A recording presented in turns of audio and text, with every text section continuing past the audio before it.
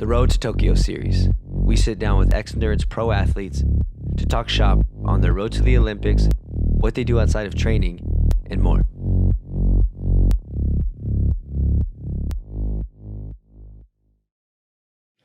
Welcome everybody to the Xendurance podcast.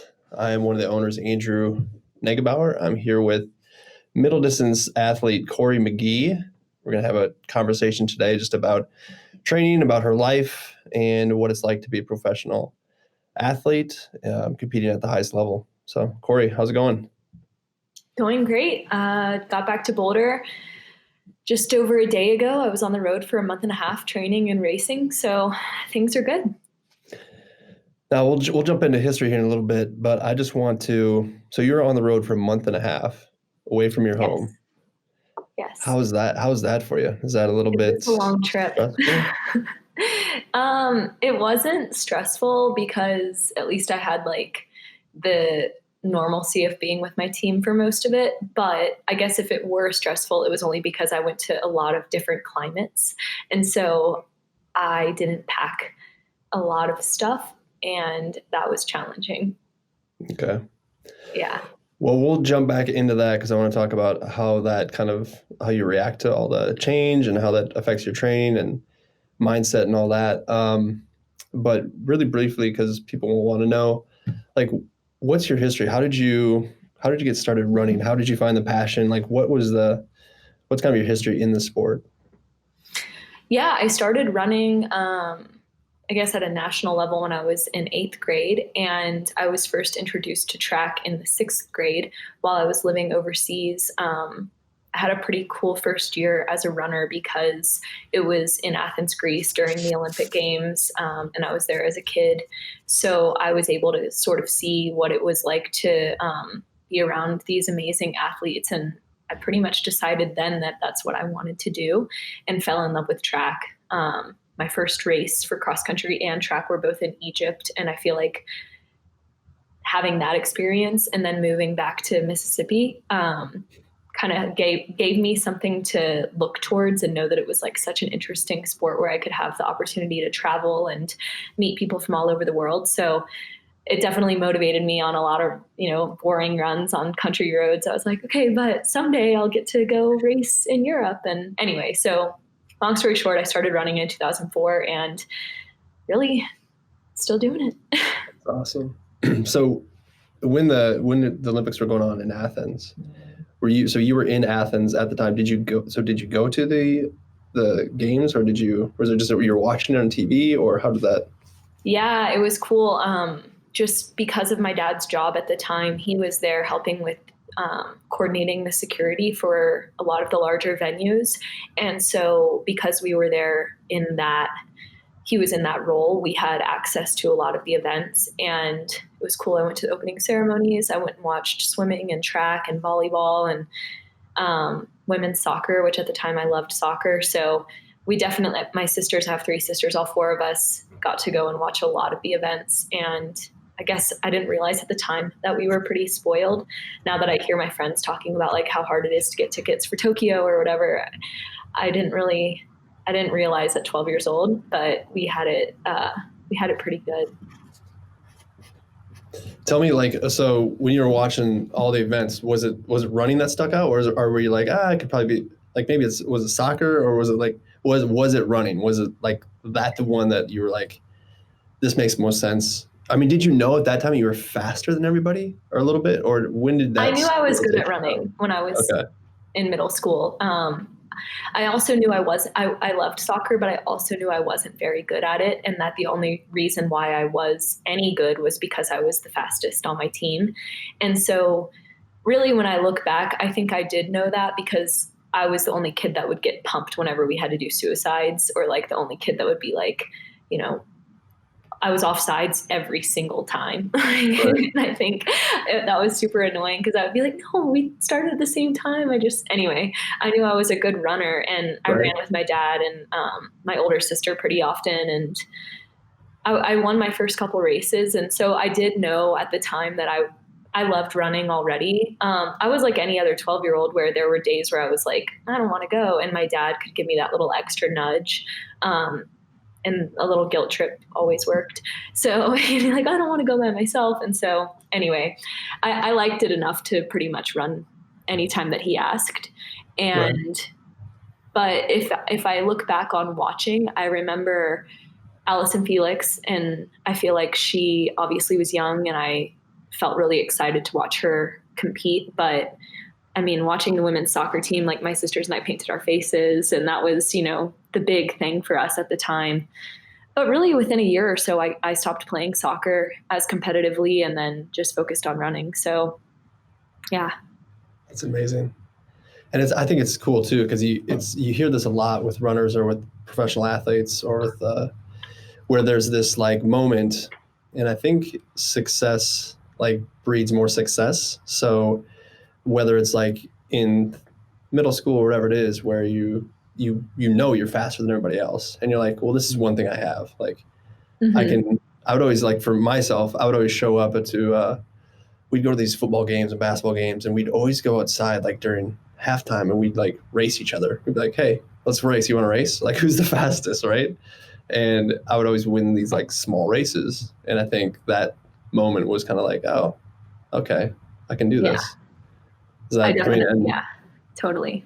I have memories of that, like being, even in second grade. I remember when I first moved to Mississippi, I didn't really feel like I fit in. I had moved from Northern Virginia, like lived in a neighborhood with like a bunch of military type families, and everyone's dad was either like FBI or DEA. And it was kind of, we all were the same. And then I moved to Mississippi, and it was like so much more diversity. And I went to a public school, and it was just like recess was a huge deal.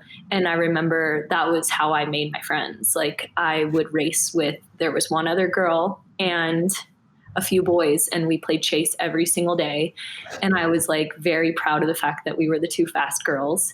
And that was kind of like how I found confidence as a kid. So, and I think my sisters we were all super competitive, and that's like definitely directly from my parents. And so definitely didn't just feel that way at school. It was like, we brought it home. I mean, it's kind of funny looking back, like I grew up in a small town. The church I grew up going to is like directly across the street from my house. And we legit even now race home if we go to church. Like there's a fence between, and we like all kind of are like sizing each other up when we walk towards the fence. And then it just turns out to like an all out race within like 3 steps of the gate. And my room is the furthest down the hall. So usually like it's a pretty close race because we have to like get on the porch, through the door, up the stairs. Anyway, and we haven't grown out of it. So anyway, it's definitely that's amazing. Yeah. That is so cool. Yeah, those stories. I mean, that's why you fall in love. That's why you fall in love with racing. And Yeah. I'm glad you guys still have that. So explain your family dynamic. You have 3 sisters, or how many sisters do you have? There's 4 girls. 4 girls, okay. I'm the second. So I have 1 older sister and 2 younger sisters. And we all have run track in college, and it's like a big part of our family. And it wasn't the popular thing where we're from, but we kind of made it part of our town, which is super cool. And so your dad had a job where you traveled a lot. Was it military or? Yeah, he's retired now from the FBI. So he was never military, but he was on a SWAT team with the FBI. So he traveled a lot when I was young. And I thought he just was going on safaris all the time. But now I know that was not the case. But yeah. So how's that now? Like looking back, I mean, was he pretty secretive at the time about his job? Yeah, I don't know if it was like he needed to be secretive or if it was more just like that's his nature, but he definitely didn't like bring work home. Or at least I never felt that he did when I was a kid. Of course, like I had friends that were boys that were very curious and stuff, like our neighbors that were going through their phase where they were like really interested in like FBI and stuff. So my dad would like share some stories here and there with my friends. But for the most part, I feel like with my sisters, he was pretty gentle, and I don't know. Yeah. I just never really thought much of it when I was a kid. But yeah, I mean, he went out of town a lot for weeks and weeks at a time. And I would just look forward to like the weird, some gift that he would bring back from like a, you know, country that I don't know if I'll ever go to. There's a lot of stuff like that. So yeah, it was funny. I had a lot of good show and tells. Right. Yeah. I'll bet you're like the cool kid with like the wild gift from Africa or something like that, or like the totally. Yeah. Career day was fun too. Oh, I'll bet. Yeah. What do you do? I'm in the FBI. So that's awesome. Yeah. So tell me, so in high school then, how did high school look for you as far as like your high school career, and like when did you start getting recruited, and how was that whole process? Yeah, high school, it's weird thinking back to it because I think I now realize I really didn't like it. I think that I was like, not that I was already thinking about college or anything. Like I was very happy. I had great friends, and obviously loved like being with my family. But I look back and I think I was like a little bit, I struggled with like being chill about what I wanted to do. I wasn't very good at like relating with my peers sometimes. And I don't know if that's because I was like super hyper focused or what, but when I look back on high school, like I wasn't stressed. And I now know like when I see some high schoolers that are like under so much stress, I didn't have that, but I definitely was like not like that good at relating to my peers. Like I didn't want to go out on the weekends. I usually was traveling for a race, like either somewhere in like the Northeast for an indoor meet, or like going out to train with my coach who lived in Colorado. So high school was kind of strange for me. Not bad, but definitely like I was much happier and like enjoyed college a lot more. So yeah, running wasn't huge where I'm from. And I think that sometimes like I was leading two separate lives, which I think was good because it's probably why I didn't get burned out. But Right. At the same time, like it was sometimes challenging to like not feel like anyone had the same interests. My friends didn't care at all about what I was doing, or like I couldn't talk to them about why I liked running. Okay. And that was super cool to have that in college. Oh yeah, that must have been a huge difference. Yeah, it was such a big part of my life, and I couldn't really like talk about it with anybody. But in high school, so did you have a typical high school coach? You said you had a coach in Colorado? Yeah, I didn't. My coach just coached me. It was an individual. He coached me and then a group of other runners throughout the state of Mississippi who I was friends with. And honestly, none of them lived that close to me, but that was probably some of the peers that I felt like the closest with. But they all went to like a small private school that was about an hour and a half away from my hometown. So like I would go up there and run with them. And we went to like an altitude camp together one summer. So like that stuff was really valuable because it was nice to have like some friends my age who liked running. And my coach in high school, his name's Yusri. He actually lives in Colorado, which is cool because I see him pretty often now. But he's cool. Like my mentor, and he first started coaching me in 7th grade and then coached me pretty much through high school. He started coaching me in 7th grade and essentially was like a mentor to me throughout high school. And even, now or in college, if I ever had like questions, not that I get my training from him, but like there are times where, I call him after pretty much every race, and he's like the person who, aside from my family, he's the person who like first recognized something special in me as a runner. So, yeah, he's like a super valuable person in my life and like family to me. So what was his name again? His name is Yusri El Mejidoubi. He's Moroccan. Okay. So I had like a Moroccan guardian, I don't even know, like godfather person. He like just picked me out one day and was like, I'm going to coach this girl. And I think that that's a huge part of like why I am where I am now.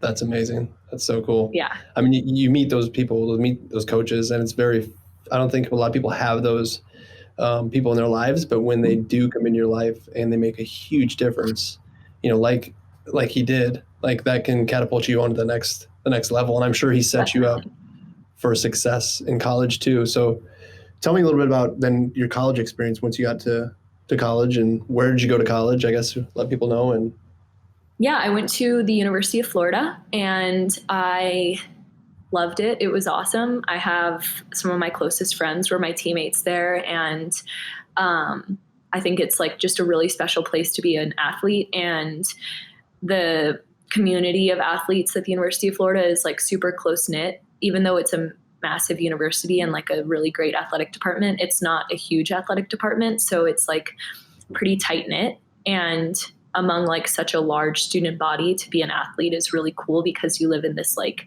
sort of microcosm. And I have to say I was pretty spoiled at UF because like they have so many awesome resources. But for me, it was like the perfect place because I wasn't quite ready to like move out west or like move anywhere that far from home. It was only like a 6.5 hour drive. And I was still like in a place that was like very similar climate, like pretty similar culture. And I think that that was really helpful for me because I needed to grow up a little bit more. I wasn't ready for like a huge move, but yeah, I loved my team. We won some track SEC titles and in cross and track. And I think like it's really cool now as a pro being a Gator because when I go to USA's generally there's more Florida Gators than any other university, like at competing at USA's, and a lot of times like on Olympic or world teams. And so it's just like a cool thing to be a part of. So yeah, just that culture that just kind of like when you go to USA's, you have this backing of fans and of other teammates, right? Yeah, there's like a Gator in every event. So it's really cool. Like when the jumps are going on, it's like still 2 guys I went to college with, like going back and forth, 3 guys I went to college with, or like most of the sprints, I see someone who was either on the team like at the same time as me or, you know, like 1 or 2 years, like either before or after. So, and then of course at the international level, it's the same thing. So it's just like, it's nice to see, you know, friendly face and see my college coaches and still go over and see the trainer that I worked with in college. Like, I don't know, I miss it, but yeah, I think it's great. So do you miss the team aspect of it the most, or what do you miss the most of it?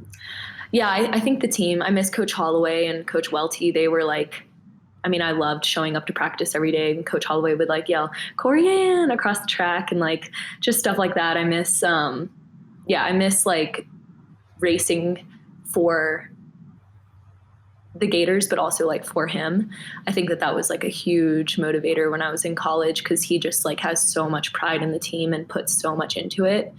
And so, I mean, I bought in like completely, and I miss that a little bit because it's cool to be a part of like an elite distance team. And like, I think that's where I need to be in order to be the best 1500 runner. But when I was in college, I mean, I would pick a track team every time, like to be on a track team over just like, I know cross country has what makes it special, and I don't totally understand that because I wasn't part of a really good cross country team, but it's super cool to be part of like a huge track team and like show up at NCAAs. And I miss that a lot. Yeah. That's awesome. I mean, I didn't really know that much about some of the other events when I was in high school. And then once you like go to a big track school, you like respect it so much more.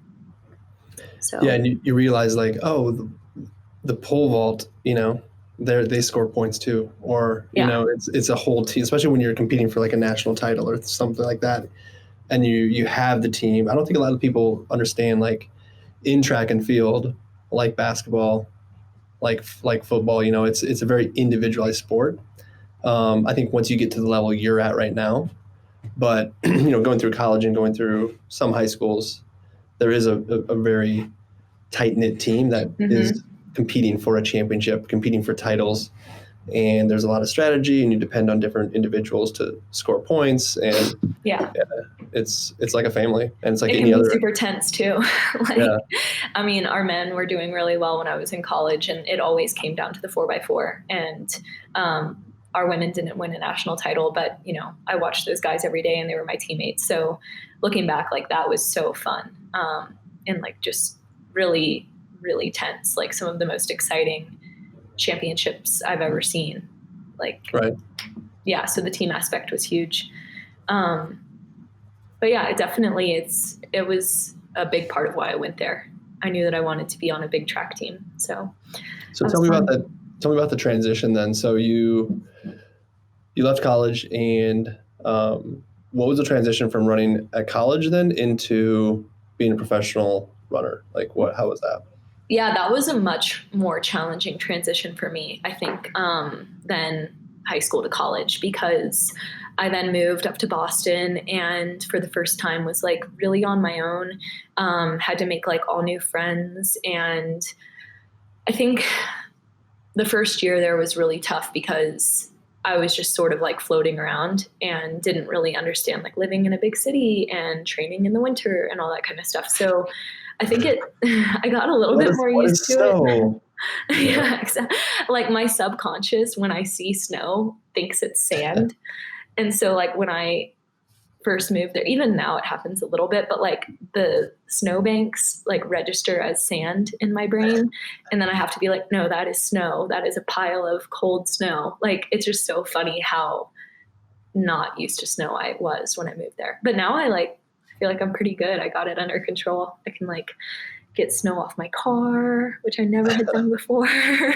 Just stuff that like, that's the thing. It's so like second nature. It's so normal to people who like grew up with it. There's such a learning curve. Like all that stuff is like hard to learn when you're 22, 23. That's like no big deal to most people that are from there. So I just had a lot to learn. And I think I did a pretty good job adjusting. And I gave it 4 years and I didn't see like huge improvements while I was living there. Like my first couple years, I was kind of like floating around similar times. And then the third year I lived there, I got a pretty bad injury in my sacrum and it took me out for the season. And then the last year I was there, I equaled my PR and saw some like incremental, like small, very like, I don't know, just like promising improvements, but it wasn't enough for me to like stay. And when I had the option to move to Colorado, I knew that like, I felt like I would be happier and I felt like I could like not be as, I was like kind of getting like swallowed up whole by the living in a city. And I felt like it would be super good for my training and stuff. So made a move to Boulder. So moving to Boulder from Boston. So first of all, that transition from, going from Florida and then going up to Boston, like for you, that, like you said, that had to have been crazy. Just not only weather-wise, but just cultural, right? I mean, yeah, it was. The beginning was the hardest for sure because I would like go running on this reservoir and like say hi to everyone. And slowly they like wore me down and I like stopped saying hi and like stuff that just became so jaded. And like I would have these friends around the city, like my teammates would kind of tease me because there'd be like these nice like 45-year-old women that I like would get to know somewhere like on a run, and then I'd like always see them and like say hi and like friends with them on Facebook and stuff. And I was just being like normal friendly, but it's just like such a different thing up there. So anyway, I had to like sort of like reel it in a little bit, which sometimes was, sad. Right. But yeah, I wasn't as friendly by the time I moved, which really is kind of unfortunate. But yeah, I think it's just a different kind of lifestyle. Living in a city, I don't know. I have to get the charger, Andrew. Sorry, give me 1 second. Yes, it's working. Yeah. Sweet. Okay. All right. So I think, so when you moved to Boulder, do you feel now that you're a friendlier person? Boulder is more friendly? Yeah, I feel like Colorado actually isn't that different from like the South in a lot of ways. Like it's, yeah, people are like, I feel bad. It always sounds, whenever I talk about this, I always feel like I'm making it seem like people in New England aren't nice. Like everyone's nice. It's just less like, people are less like bubbly or something. But in Colorado, I think because it's like sunny and like outdoorsy, it's more similar to like what I'm used to. Right. People are just like more inclined to say hi or like wave, where that's not like huge. I don't know. Maybe it's because like you always want to, like you're cold, so you keep your hands in your pockets or something. But like I just found that it wasn't as like common to be, like say good morning and stuff like that. Well, I think the culture in Boulder too is so, outdoorsy, and everybody's out, and they're where you're at too. It's like everybody's active, so it's Yeah. probably more part of the culture, Yeah. Which is different from where I grew up. Very different. I would say like it's similar in the sense that people are like similarly friendly, but people are way healthier. So, but yeah, I like it because I feel like I fit in here a little bit better. So tell me about your training group. Like, do you guys have a name for your training group? Like, how many people are on your training group? Like, who's your coach now? Yeah. So Joe Bossard is my coach, and he is married to Emma Coburn. Emma and Aisha, and I can name my whole team. There's Emma, Aisha, Laura, Thweet, the marathoner, Dom Scott, South African 5K, 10K. And we have a girl, Maddie Alm, who ran at CU, and she runs the 5K. And then we have a couple guys. One is Trip Hurt, who runs the mile steeple, and then Nick Harris. And Will Lear helps out with our team as well. That's Aisha's husband. So that's the team. There aren't that many of us. Oh, and Boris Berrien is on our team now, which is super exciting. He just joined Boris Berrien? Yeah, this year. So, which has been super cool. Obviously, it's like nice because I knew him through New Balance, but like never spent a ton of time with him. But like to have Boris on the team is really cool. I think it adds like another challenge for Joe as a coach, because he's like obviously a different kind of like he's a sprinter, and right. So it's a new element to our training group, which is really cool.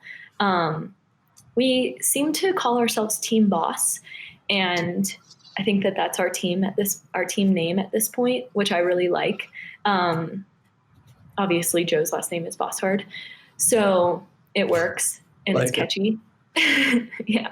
And there aren't a ton of us. We all live like so close to each other and run together like most days, like 4 or 5 days a week. It feels like we meet. I run with the girls pretty much every day, but like Joe's there 4 or 5 days a week. We spend a lot of time together. It's like very different from any team I've been on before, in the sense that like, obviously we're all like highly motivated and like similar as athletes, but there's just like a whole other level of like team culture, in the sense that we spend more time together, I think, than most teams do. And that's just like, that's expected. And like, it's not like you have to do everything together, but like our team chemistry is huge. And I feel like that's what makes us really good. And like why things like this past weekend where my teammates paced me, like those sorts of things go really well, because like we really trust each other and like want to do well for one another. And so that stuff is like really powerful on our team. There's a lot of trust and like teamwork. That's awesome. Yeah, it sounds like a really, really good setup that you guys have there. And I don't think there's only a few training groups, I think, in America at your level or at that level that are, even come close to that or to what you guys have there. So yeah, that's great. It's amazing chemistry that you guys got, or from what I've seen from afar too. So yeah, it's really cool. We spend a lot of time together. What were you going to say? Well, I was wondering about the training side of it. Do you guys, you don't have to break down your training completely, but can you give me like a typical like day or typical like week, how that kind of lays out for you? Like what's your mileage at, and just kind of give people like an understanding of like what you're kind of up to. Yeah, it's going to sound like I'm avoiding the question, but I'm not. It's like just seriously how our week is. Joe doesn't operate on like a 7-day training routine, where I feel like that was what I was familiar with in the past, where it was like, okay, on this day of the week, you have a long run, and then we have track workouts these days. And Joe is like, not like that at all, which is cool because, it's good and bad. Like, obviously I can't predict what he's going to say, which makes me obviously realize why I need a coach. Like, I don't know what he's going to tell me to do.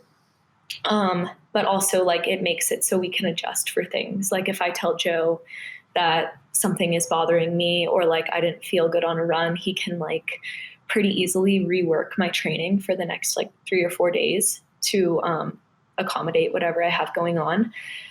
But if I were to try to like standardize our training, I would say that we don't have a weekly long run, but it feels more like we have like a strength focused day, whether that be like a longer track workout or like some kind of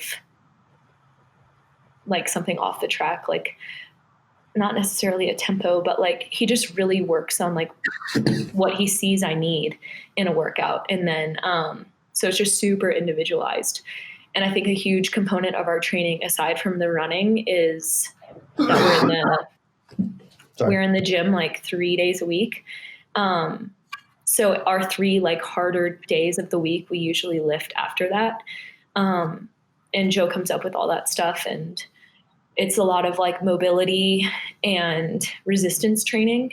And then we also like lift pretty heavy. So our lifting is huge for me because that was like a big part of what I was missing for a few years. I lifted in college and then didn't much for a few years. And now I'm back to the gym and I can just feel the difference. Like my body feels so much better. And I know that that's like a huge key for me. And then, we don't like go to the well that often, but when we do, like we have time trials every now and then. And my mileage is lower than it was for a few years. Like I probably operate around like 70 miles in like the fall when I get going. And then like I back off a lot when I'm competing. So I was running like 75 to 80 miles sometimes when I lived in Boston. And I just didn't even feel like as good because I wasn't then lifting. So I'm running a little less, obviously living at altitude, and then lifting, which takes a lot out of me. So do you just feel stronger? Do you do like Olympic lifts, or is it a lot more like body weight stuff or plyometric based, or what do you? Kind of all of it. I think like it depends on the time of year, but last year we were doing some Olympic lifting. Like we did quite a bit of like deadlifts and squats and stuff like that. Like, I'm trying to think, like, what's it called if it's in the front? Front squat?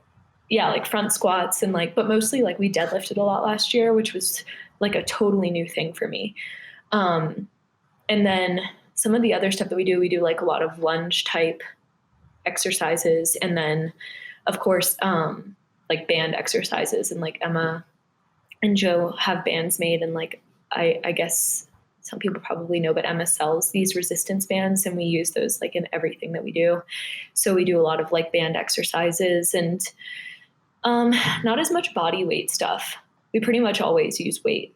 But yeah, resistance training and Olympic lifts, I guess that pretty much summarizes it. And mobility. Like I do a mobility routine multiple times a day. Like anytime I'm going to run, I do a routine before.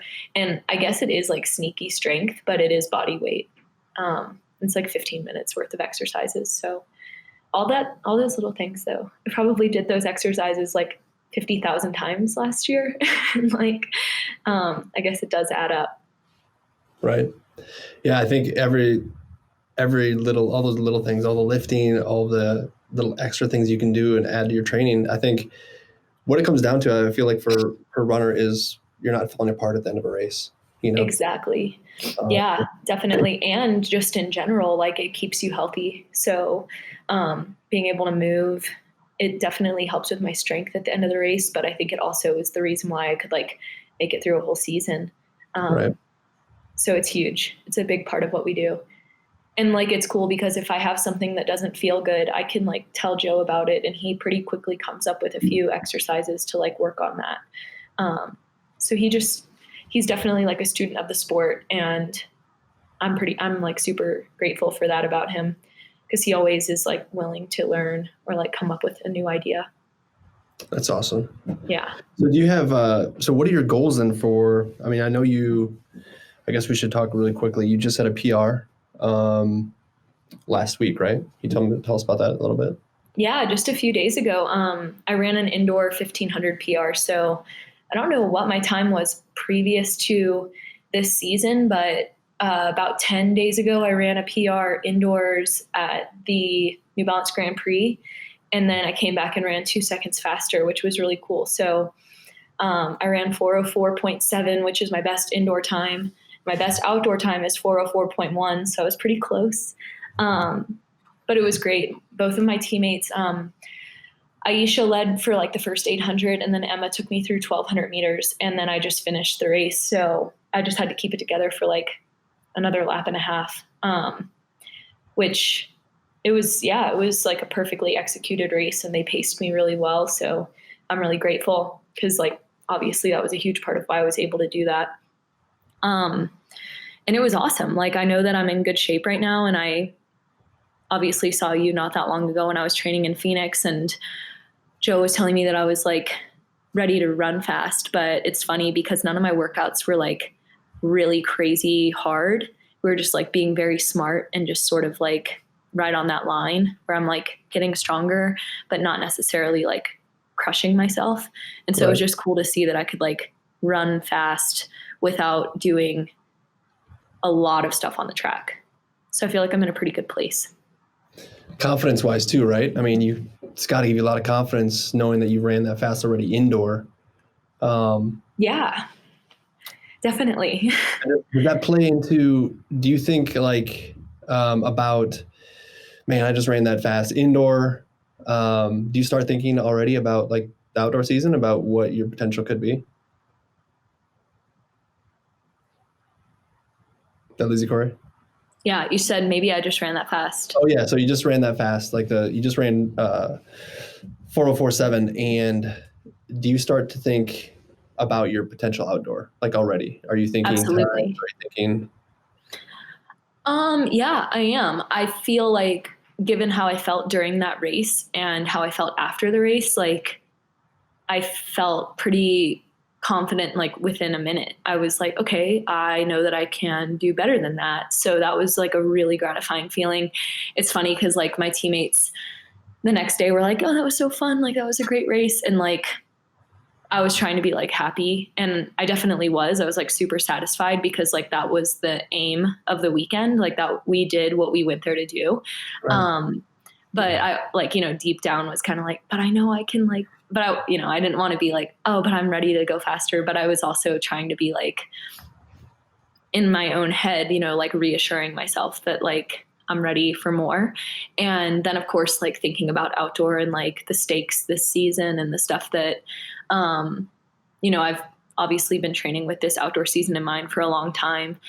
And without like getting ahead of myself, I do feel like super confident that given, a fast race or something outdoor, I know I'm ready for like a better time than last year. I've just been like layering work, and I think like running that indoor it definitely like bodes well for outdoor season.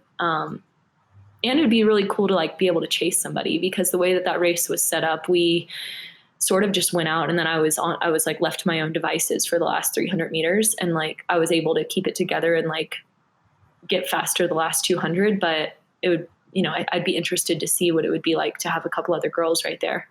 Right. Yeah. Well, you'll get that chance, I think, right? Yeah. Are you gonna race indoor nationals? Yes.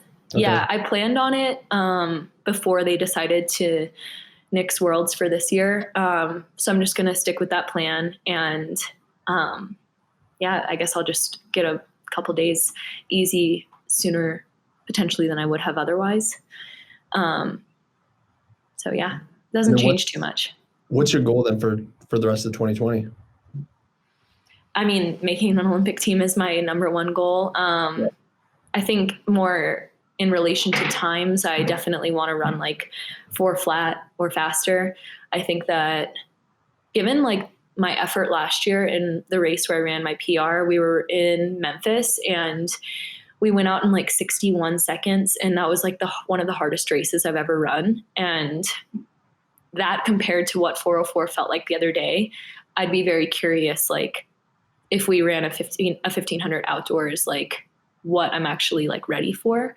Cause I think I'm ready to run a little bit faster than that. So definitely like, obviously there's something about time that is a goal for this year. And I think I'm going to end up running a 5K for the first time. Nice. So I don't really know what my goal is for that, but I guess just like finish it and be happy with whatever that looks like. 5K, that sounds so long. I'm really nervous about it. Like, I'm probably more nervous for that than the trials. Yeah. I don't know. We'll see. You'll be fine. I know. I'm a much like stronger runner than I was a year and a half ago, so I know that I can do it. But I just never saw that in the cards for me. I mean, I knew, but I've been in denial for a very long time, and I've gotten away with not racing it. But it'll be good. I'm sure I'll have a teammate in the race, and it will help a lot. But I'm mostly joking. But yeah, I have to run a 5K, so that will be interesting. That'll probably be early on in the season, I assume. Yeah, like first race. Right. So we'll see. So tell me, you've been an Xendurance athlete for a while now. What's your kind of, I mean, if you want to talk on nutrition a little bit, like what is your kind of like nutrition plan? How do you eat? Are you plant-based? Are you like what's all that? Yeah, I think that if there's something that I think about in what I eat, it is mostly protein. I have had times where I haven't had enough protein in my diet, and that is where I feel like I have to like be thoughtful. And so the Xendurance protein is huge for me. I feel like that's probably the product that I use the most often. I like the chocolate, but I like the vanilla too, but I mostly like the chocolate one. And so I use that like 4 or 5 times a week. And depending on like the time of year or the workout or whatever, I pretty much always mix in some of the I'm blanking. What is it that? The tablets? No. Joint? No, the powder. Oh, the powder, Fuel 5. Yeah, I mix that in. But not every time, but a lot of times, like especially if I'm going straight from a long run to weights. So at first I was a little skeptical of mixing those flavors, but it's actually really good. And so I take that pretty often. Most days I have the Omegas and Immune Boost, unless I like forget or something, but I take it with me whenever I travel for a month and a half. I have like half my bag is Xendurance stuff. So it's kind of funny. But yeah, those are like probably my most popularly used things. And then of course the new collagen product is huge for me. Because I already was taking collagen before. And so to have an Xendurance collagen now is really big. So I take that like most days, sometimes twice a day, just kind of depends. Especially if like I have anything that's like tendon or like ligament muscular thing that's irritating me, then I like take a lot of collagen. So it was really great whenever that came out this year. Yeah, I mean, it's just part of my day at this point. That's interesting you bring up collagen because there's a lot of research now too that shows, with the collagen that we came out with and the form that we use, mixing it with superfood greens with the vitamin C, it's more bioavailable for your system for uptick. So you're able to use it and absorb it a lot more efficiently than just having collagen alone. So interesting. And as far as like, because before I was taking it by itself or like with my protein. Well, it's crazy too. We have an orthopedic surgeon who called us like a month ago who was like, your collagen product is absolutely amazing. And I wanted to prescribe it to all of my patients post-op as what they would be taking daily. That's crazy. Just because of the formula that we came out with. Yeah, that was like a huge thing in the last year. Like I had some planner stuff going on, and anytime that was like the main thing that I could take in order to like work on that, other than doing like exercises, because I was constantly trying to strengthen this tendon. It just came down to like having as much collagen as I could. And sometimes, my teammate was in a similar position. And so we were both just like having collagen before bed every night. And so like now that obviously I get an Xendurance collagen product, it's been really cool because I feel like that's a big thing that people are realizing helps a lot with like injury prevention, but also then like rehabbing. So right. Yeah. So yeah, I don't want to take too much time here, but tell me, Just a couple rapid fire questions here. Like what if you could have a superpower, what would it be? I think like teleportation probably. Why teleportation? Because I want to go home so much sometimes. Just like go and pet my dog and then like come back. Like where's your dog right now? In Mississippi. I mean, my family's dog. Okay. Or like go have a coffee with my dad or something. That'd be really nice. And my boyfriend lives in Boston, so I don't know. I'm kind of far from some people that I wish I could see more often. Yeah. I have a best friend in Australia, all sorts of people all over the place. That would be an amazing power to have. It would be great. I wouldn't use it in races though. Oh yeah. I promise. I don't think that'd be approved at all. I would be honest. What's your favorite junk food? Cheat meal? Oh, well, my favorite meal is country fried steak. So that's definitely a cheat meal. But I don't crave it all the time. If there's something that's like my favorite junk food, Dr. Pepper, I really like a lot. And yeah, I like a lot of candy. I like chocolate croissants. I pretty much let myself eat sweets, but I'm just like good, right around race time. Are you a coffee drinker? Do you like coffee before you race or train? Yes. What's your go-to kind of coffee drink? I just drink black coffee. I usually get an Americano before races, but it's always too hot. So then I realize after the race that I didn't drink any, which is a really bad habit. I got to stop doing that. Do you have any pre-race like sort of rituals that you have to do that you always do?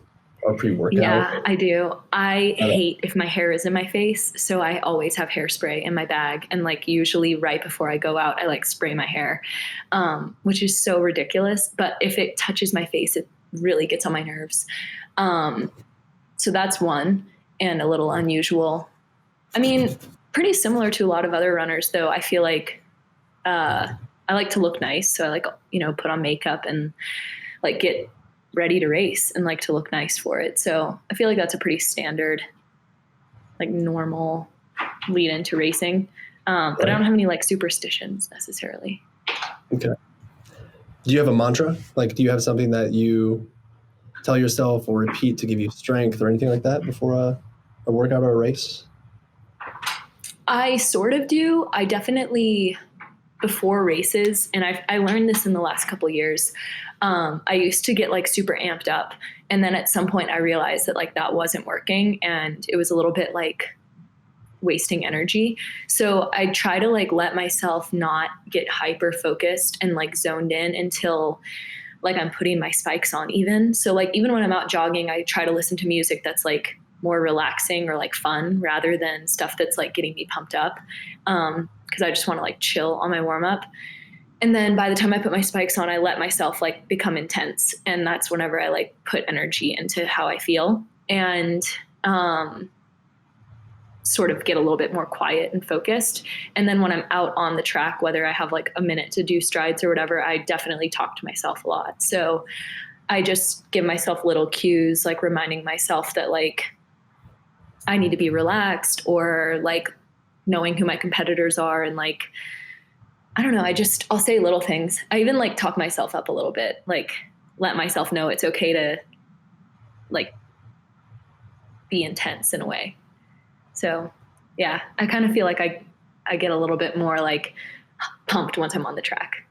That's awesome. Well, cause there's, being an ex-endurance athlete now, I think for 4 or 5 years now, I've seen some photos of you where just the intensity before a race, it's a mix of like smolder and intensity thing going on. That's just like, I'm like, if I was on this track with you, I'd be kind of afraid, Yeah, I like to get in my zone for sure. And it just clicks, like it comes out because I've always had that.